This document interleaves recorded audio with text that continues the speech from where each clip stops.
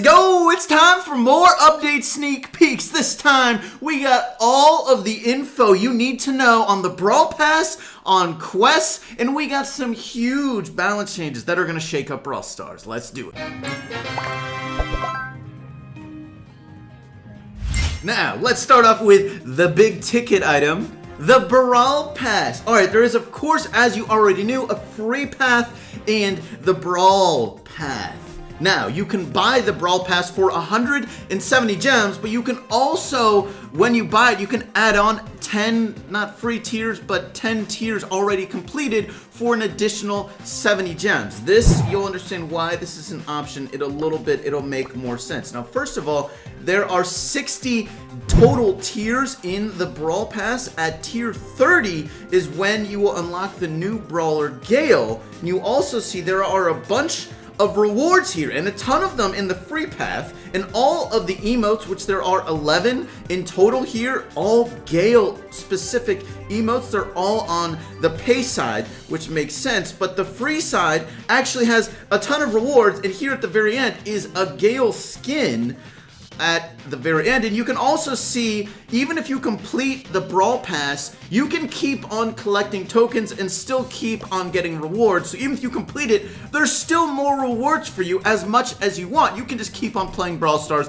and keep on getting more rewards for free. Let's go. Now, I'm sure you want to know the total amount of rewards you could be getting from both the free side and the pay side. So of course I will tell you and how much it costs in total as far as tokens or gems, depending on if you want to gem them. Now, the free side is going to have a total of 14 big boxes, or sorry, 23 big boxes, 14 regular brawl boxes, 8 mega boxes, for a total of 163 boxes on the free side for free. And again, the Brawl Pass, I didn't say this, but you can see it up top. It lasts 60 days, about 2 months. So it is a decent amount of time in order to get all of this. Now, there's actually 80 gems, you might have noticed, on the free side. So that's over half of a Brawl Pass every single Brawl Pass. So every 2 Brawl Passes, you get 1 Brawl Pass for free, essentially, as long as you complete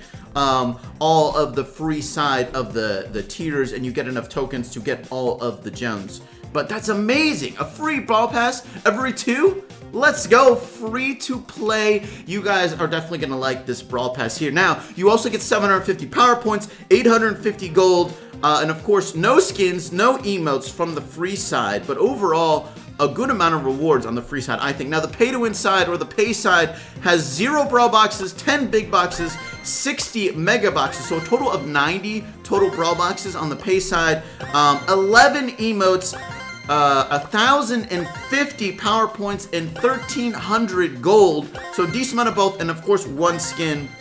Now, in total, from both pay-to-win and free side, you get 253 total brawl boxes, over 2,000 gold, and about 1,800 power points. And of course, the same 80 gems, 11 emotes, 1 skin, etc. Now, I'm sure you're wondering, how much work is it going to be to unlock all of these great rewards which Supercell is providing, and a lot of them are for free, except for, you know, the cosmetic stuff, skins, emotes, of course the new brawler though. Now, the tokens will start off pretty small. As you saw, 75 tokens for the first couple tiers, and you can gem every single tier for 30 gems each, even though the token cost will actually increase as you go. It starts off at 75, quickly goes to 100, and then 150, and then 250, and then straight to 400, and it will stay around that cost for a long time until you get to 20. The 20th tier goes to 450, and then it will go to 500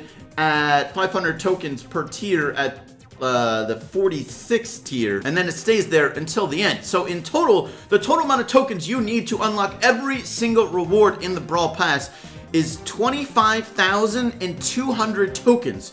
Now, if you do the tokens per day, for over 60 days, it's 420 tokens per day that you need to get to unlock everything in the Brawl Pass. Now, there is another important thing to talk about, and that is, how can I unlock the newest brawler as fast as possible? Because when you buy the Brawl Pass, the new brawler Gale is at the 30th tier, and in order to get to that tier, it takes about 11,000 tokens.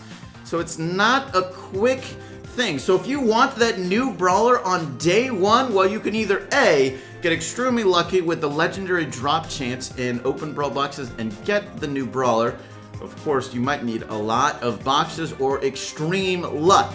The other way to do it is to buy gems or use gems and get all the way to the 30th tier. How much is that going to cost you? Well, deducting the 170 gems just for buying the Brawl Pass, if you buy the extra first 10 tiers, which is definitely the most efficient way to gem the Brawl Pass, and then you gem all the way to the 30th tier, it will cost you 680 gems to get the new brawler on day 1. And of course, that doesn't count the 170 just to buy the Brawl Pass. So including that, it's going to cost you 850 gems in order to get the new brawler on day 1 if you are gemming all the way to the 30th tier. I guess you could maybe go, okay, I'll get to the 29th tier and get 400 tokens, and that's about it, and you'll save 30 gems, but yeah. Now, besides the normal way to get tokens from just playing games, there are, of course, quests as well. And of course, quests are going to be a huge help in getting all of these tokens which you will need. Now, some quests will regenerate every so often, and some will be available throughout the duration of the Brawl Pass. There are small quests, medium quests, and large quests. Small quests are generated every single day, and they only last for 24 hours, and they give you 100 tokens. Medium quests are 200 tokens, and large quests are 500. Both medium and large quests are regenerated every Tuesday and Friday, and they last, or they're supposed to last for the duration of the Brawl Pass. So they don't expire, you don't have to rush to finish those ones, and they are, of course, the bigger rewards. Now, some of those are Brawl Pass exclusive quests, and only those who pay and buy the Brawl Pass will be able to finish those quests and get the rewards. Now, of course, there are a bunch of different quests, whether from winning games in a specific game mode, or just beating different levels in ticket events, or getting kills in a specific mode, or with a specific brawler. There's a bunch of different ways you can have these quests. And by the way, small interesting note, if you don't collect all the rewards from a Brawl Pass and you go to the next one, you actually will still keep those rewards and you can unlock those retroactively in the next Brawl Pass. So for example, if you get the new brawler and you max him out in your max account, you have more rewards, or even if you just feel like saving your rewards, you can do so till the next Brawl Pass if you want. By the way, really quick before the balance changes, we also got some new voice acting coming, and that's to Daryl. Also, you can see Dumpling Daryl looks a little bit improved as well.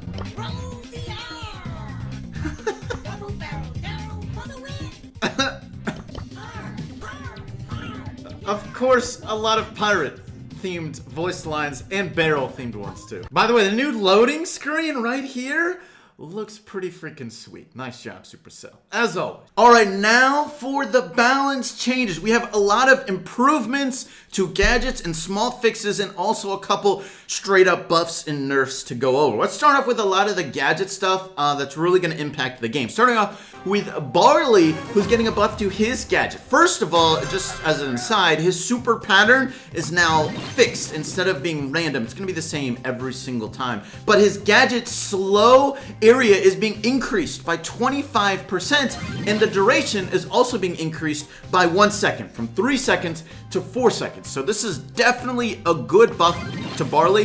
The duration increase, I think, is probably the most impactful, but a huge range increase is also really good, and especially as a low health brawler, being able to get more effectiveness out of that gadget without putting himself at as much risk is going to be really good. And also just for defending against the siege robot or anything else where you're defending against someone who's coming straight at you, Barley's gadget is actually going to be really useful now. Bee's gadget is getting a similar buff as well. The size increase for Bee's gadget is going up by 20%. And another change is now the gadget will always drop in front of B, and this is good for two reasons. One, if you need an emergency shield, it will now actually drop in front of you, and that will help you out in that regard. But also, it's supposed to make it easier using that gadget against a wall as well. Small aside, but also just the increase in the range on it should help. We'll see how useful this one ends up being, since it is still maybe a little awkward to place it behind walls and get value out of it, since the range is still not that large, but it should be a little better now. We'll have to see. At the least, it should be slightly better as an emergency seal. Now, this is a buff a lot of us have asked for to 8-Bit's gadget, and now his super turret will now no longer be destroyed whenever you use 8-Bit's gadget. I think this is a really good change. It was honestly needed because 8-Bit's gadget in 3v3 was honestly pretty awful, and destroying your super every single time using it is just not great value, especially when he has a star power dedicated to improving his turret and then a gadget dedicated to destroying it. Now that's no longer the case. 8-Bit in Showdown with this is going to be pretty strong, so it'll be interesting to see that, but overall this is a good buff. Piper's gadget is getting a buff as well. Now it's going to be shooting out just one bullet, but that one bullet will slow down the enemy and push them back. So this is definitely much more suited to Piper, and I actually think this is a really big improvement. The one thing that will depend on how good it is how often you can actually get hits with it. So I've only played this versus bots. Honestly, I don't think that's good enough testing to really know how accurate it's going to be, since bots do not dodge well whatsoever. So we'll have to see how accurate this new gadget is, but if it hits people, it is definitely way better than the old Piper gadget, which was pretty useless. This one is now a much better defensive gadget for Piper, which is definitely not bad, because close range is a big weakness for her. So we'll have to see quite how good it is, but this is a solid gadget now, I think. Another gadget buff goes to Dynamite, and in this one, he can now use his gadget without having to stop moving. This is going to be actually a really big improvement for Dynamite. Now he can use it as a sort of defensive sort of thing, and he can kind of control where it's going a little bit easier, or at the least maybe try to stay alive a lot better, or use it to scout out bushes and, you know, run away as you're scouting out. You can do a lot more possibilities with Dynamite's gadget now, and you're less vulnerable. I definitely think this is an improvement. We'll have to see how good it is. At the least, it should be usable now, and not be a huge risk every time, but we'll see how good it is. Another similar change goes to Daryl's gadget. He can now use his gadget without having to stop moving, so now basically, you could actually do this before, but it was a little more tricky. You can now super with Daryl, use that gadget pretty easily. The only aside is that it now does less damage, but it charges his super with 25% for each pellet that hits. So this is actually a really big buff to Daryl. I feel like maybe, I mean, we're gonna have to see exactly how much extra supercharge this ends up being, because it is still a bit of an awkward gadget to use, especially for damage, but like a normal attack, it now charges up his super, so it has a lot more value now, and the fact that you can use it easier while you're supering. This should be a decent buff to Daryl and his gadget. We'll have to see how quite good it is, but definitely in the right direction. Mortis can also use his gadget now without stopping. His gadget was definitely kind of awkward to use, I felt like, so now you can dash and use this a lot easier, or even just while you're moving with the faster Mortis move speed is also a good thing to have. I definitely think it's good because it's kind of awkward to have to stop with a Mortis while you're doing it. People could escape some. Not bad, small improvement.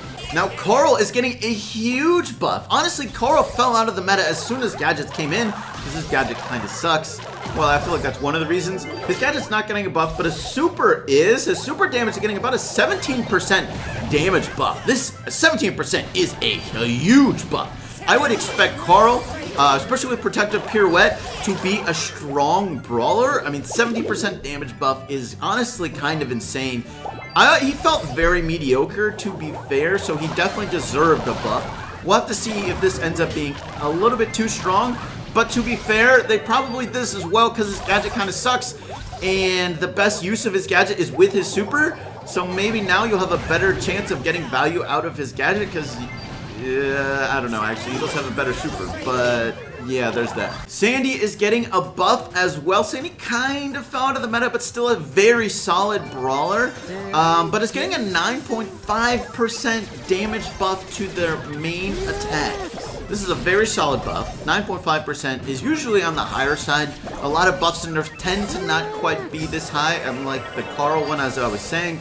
but this is definitely a good buff to Sandy. Sandy will be, again, a really strong Brawl. Now, there are 3 small changes which are just fixing some RNG. Brock's super pattern is now fixed every single time instead of being random. This is really good. It used to be different for True Blue, True Red. This is the same with Bo. Bo's mind pattern should be fixed and the same every single time you use Bo. That's always good to eliminate RNG in my opinion. And Tick as well should be having a fixed attack pattern, I believe, every single time instead of it being True Blue, True Red different. And there are only 2 nerfs as well, but the 2 very strong brawlers. Bibi is getting a nerf to her health, about a 5% nerf. Not a huge nerf, but definitely justified. The speed buff was really strong buff to Bibi, and she became easily one of the best brawlers in the game with that huge buff. She's getting a small nerf to make her a little bit more in line with everyone else. Sprout is getting a nerf as well, a 6% nerf to Sprout's damage. I think this was justified. Sprout sometimes felt like he threw bombs at people. Even though he didn't have insane damage, it's just the fact that he could hit multiple people fairly easily made it feel like he did a lot of damage. And now a 6% nerf to that should be a lot more in line. And I think he'll be a pretty solid brawler still for sure because of his wall, its strong ability. Throwers can be pretty strong, and Sprout's strong, but he'll be more in line. More sneak peeks coming soon, so if you don't want to miss out, definitely subscribe. And if you want the notification, hit the bell. That is going to be it for today's video, though. Thank you so much for watching. I do hope you enjoyed, and I'll catch you later. Peace.